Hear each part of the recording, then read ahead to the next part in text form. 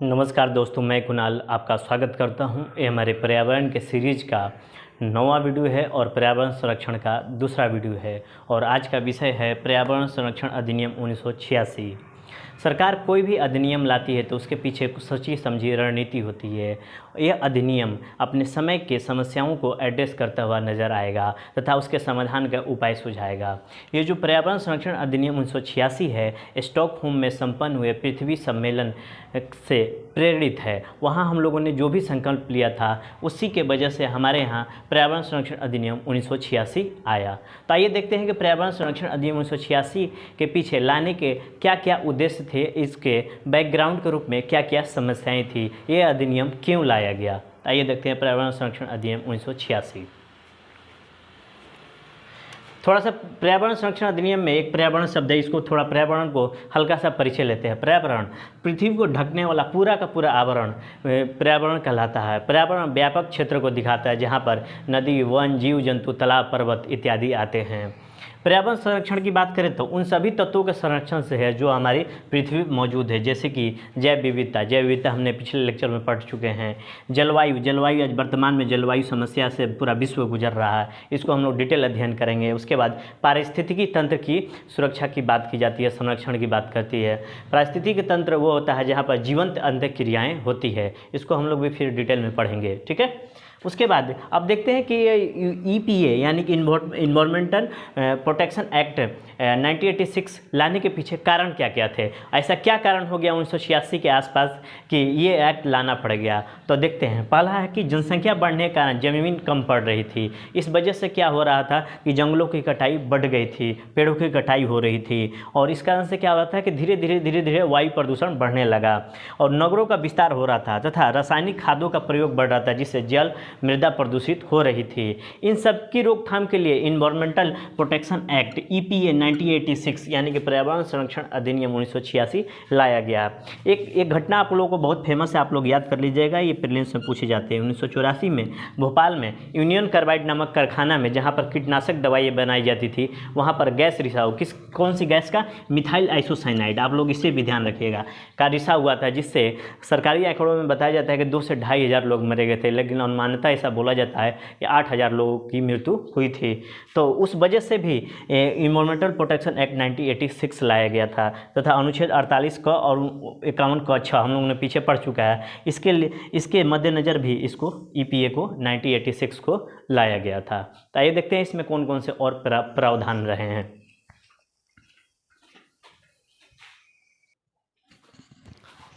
EPA 1986 ये अधिनियम केंद्र सरकार को पर्यावरण के संरक्षण के लिए प्रदूषण को नियंत्रित किया जाना चाहिए, वे सारे अधिकार दे दिए जिससे केंद्र सरकार प्रदूषण को नियंत्रित कर सकता है।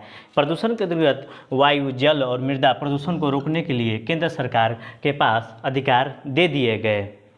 इसके EPA 1986 के प्रावधानों पर नज़र दौड़ाएं तो पाएंगे कि ये इस अधिनियम की धारा 3(1) केंद्र सरकार को सशक्त करती है कि पर्यावरण संरक्षण के लिए, पर्यावरण प्रदूषण को नियंत्रित करने के लिए जो भी आवश्यक कदम है वो केंद्र सरकार कदम उठाए। दूसरा है अपना, केंद्र सरकार प्रदूषण का मानक स्तर का निर्णय ले। उद्योग लगेंगे या बंद होंगे, उद्योग लगेंगे या बंद करने का अधिकार केंद्र सरकार के पास है। इस पर नियंत्रण लगाने का अधिकार केंद्र सरकार के पास है। यानी कि उद्योग को अनुमति देना, बंद करना तथा नियंत्रण करना केंद्र सरकार के पास शक्ति आ गई।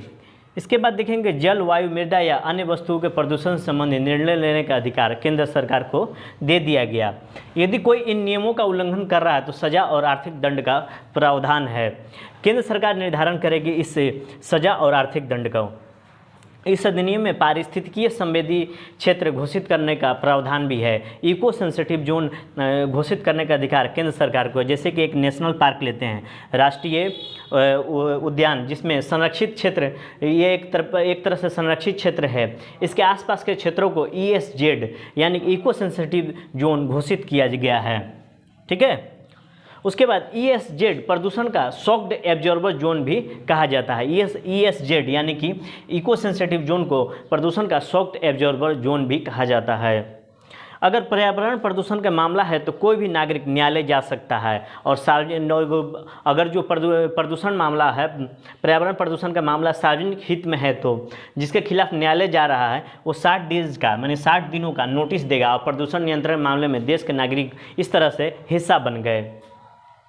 उसके बाद हम लोग देखेंगे कि राज्य सरकार का जो भी कानून होगा प्रदूषण को रोकने के हिसाब से, और केंद्र सरकार का कानून जो होगा प्रदूषण को रोकने के हिसाब से, अगर इन दोनों में टकराव होगा तो केंद्र सरकार का कानून सर्वोपरि होगा। ठीक है। और एक छूट गया था यहाँ पर 5वां, केंद्र सरकार जो कानून बनाएगी उसकी चुनौती सिविल कोर्ट में नहीं दी जा सकती। ये रहा अपना इन्वायरमेंटल प्रोटेक्शन एक्ट 1986। आगे देखते हैं दूसरा अधिनियम।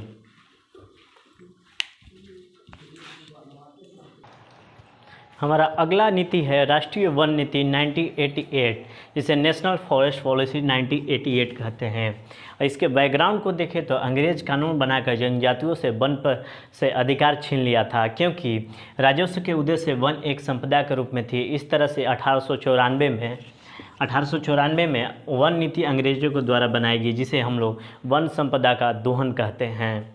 आज़ादी के बाद 1950 में केंद्रीय वन बोर्ड बनाया गया। फिर उसके बाद 1952 में संशोधित वन नीति तैयार की गई। ये संशोधित वन नीति अंग्रेजों की जो नीति थी उसमें से उसको संशोधित करके बनाई गई थी। और उसके बाद उसके प्रावधानों को देखें तो वन जो है अब कृषि का गुलाम नहीं, बल्कि वे कृषि के अपरिहार्य मित्र एवं उपमाता यानी कि सौतेली माता का समान हो गया। कृषि पर ये निर्भर नहीं रहेंगे, वन एवं कृषि समानांतर रूप से चलते रहेंगे, यानी कि कृषि और जंगल लगभग समानांतर हो गए, बराबर हो गए। कृषि भूमि का उत्पादकता बनाने के लिए वन आवश्यक होंगे। इसी के आधार पर हमारी भूमि पर 33.5% वन होने चाहिए। पहाड़ों को 60% बोला गया, मैदान को 20% कहा गया। फिर 1988 में इस वन नीति को सुधार किया गया। अब देखते हैं, आइए कि राष्ट्रीय वन नीति 1988 के प्रावधान कौन कौन से हैं।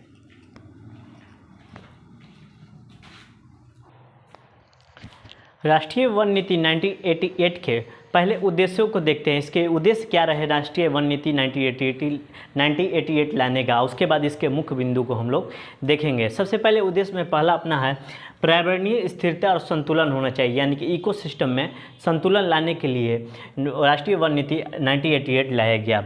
हमारे वन में रहने वाले जीव, वनस्पति एवं जंगलों में रहने वाले लोग प्राकृतिक धरोहर हैं, इनकी रक्षा करना हमारा मुख्य उद्देश्य है। वनों में रहने वाले लोगों की आवश्यकता वनों से ही पूर्ति होती रहे, ठीक है, क्योंकि ये हमारे प्राकृतिक धरोहर हैं। तीसरा अपना है वनों का शोषण दोहन करना नहीं, उसकी रक्षा कर एक धारणीय विकास के मार्ग को प्रशस्त करना है। उसके बाद चौथा है अपना वन क्षेत्र का विस्तार करना है।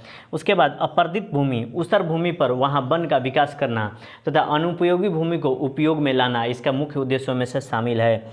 वन की रक्षा और विस्तार के लिए जन जागरूकता पैदा करना, इसके लिए जन आंदोलन के माध्यम से वनों के सिपाही उभर कर हमारे सामने लोग आएंगे, ठीक है। जन जागरूकता के माध्यम से वन के सिपाही के रूप में लोग हमारे सामने आएंगे, इसका मुख्य उद्देश्य रहा है। सामाजिक वनीकरण और वृक्षारोपण जैसे कार्यक्रमों को बढ़ावा देना तथा रेगिस्तान के टीलों पर नियंत्रण रखना इसके मुख्य उद्देश्यों में शामिल है। आइए इसके मुख्य बिंदुओं को देखते हैं।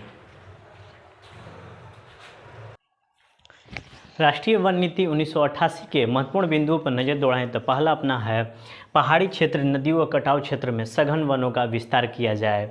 उसके बाद वन की उत्पादकता क्षमता ठीक की जाए, इसको बढ़ाया जाए। उसके बाद तीसरा अपना पर्यावरण में संतुलन बनाए रखने लिए वनों की कटाई पर रोक लगे, इसके लिए सरकार वनों की नीलामी ना करे। उसके बाद अवैध कटाई पर रोक लगाए, वनों पर आधारित अगर उद्योग लगाए जाए तो उसे सरकार से स्वीकृति लेनी पड़ेगी। और चौथा अपना है ग्रामीण और आदिवासी लोगों को वनों को उपयोग संबंधी अधिकार प्रदान किया जाए, जिसमें चारागाह और लकड़ी आता है, ठीक है। तो ये रहा अपना नेशनल फॉरेस्ट पॉलिसी 1988। देखते हैं अगला 2006 का अधिनियम क्या है।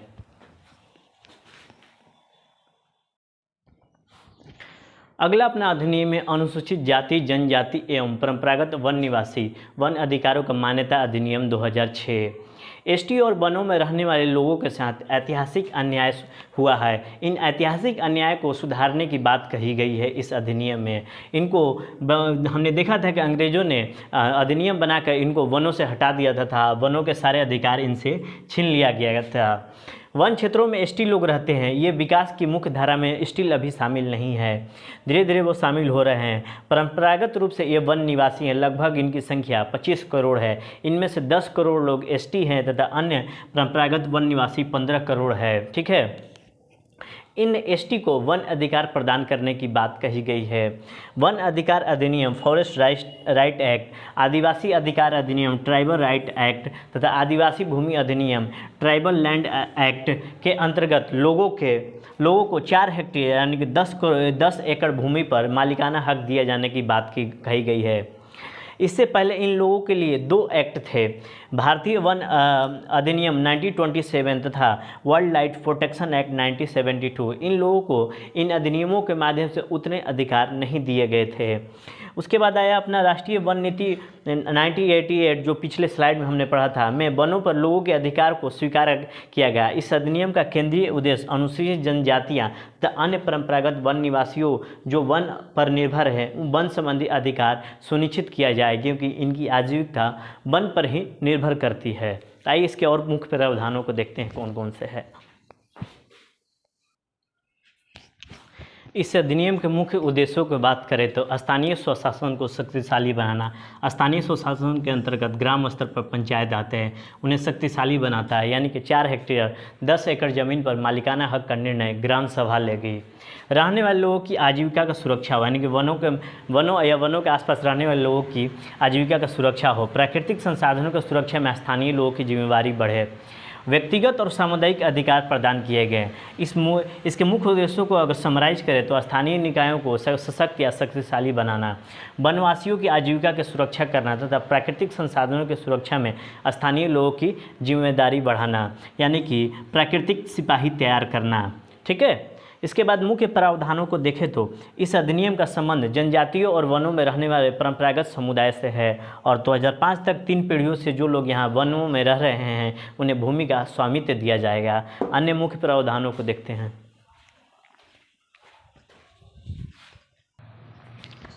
इसके अन्य प्रावधानों को देखें तो वह जमीन न्यूनतम 4 हेक्टेयर यानी कि 10 एकड़ होगी। जमीन के अंतर्गत राष्ट्रीय उद्यान, वन्य जीव अभयारण्य, आरक्षित वन, संरक्षित वन भी शामिल हैं। इसके अलावा जो लोग वहाँ रहेंगे या वहाँ के सीमा से लगे हुए गाँव के लोग हैं, वो जंगल के इलाकों में जा सकेंगे और अपने लिए जिन चीज़ों की ज़रूरत है उन चीज़ों का संग्रहण कर सकेंगे और उन्हें बेच सकेंगे, यानी वन उत्पादों को बेच सकेंगे, जिसके अंतर्गत बाँस, शहद, मोम, गोंद, बेंत, कंदमूल आते हैं। इसके अलावा अगर सरकार को सार्वजनिक हित, सड़क, अस्पताल ETC के लिए कुछ ज़मीन को अपने उपयोग में ला सकती है। जो सार्वजनिक हित के लिए जो ज़मीन की ज़रूरत पड़ेगी, यानी कि सड़क, अस्पताल बनाने की ज़रूरत पड़ेगी, तो सरकार अपने उपयोग में ला सकती है। ज़मीन पर मालिकाने हक के दावे को सुनिश्चित ग्राम सभा करेगी। इसके अलावा इंटेलेक्चुअल प्रॉपर्टी राइट यानी कि बौद्धिक संपदा अधिकार वहाँ के समुदाय को मिलेगा। ये रहे 3 अधिनियम वन से संबंधित। ठीक है, तो आज भर के लिए इतना ही। आपके सहयोग के लिए धन्यवाद। नमस्कार, जय हिंद।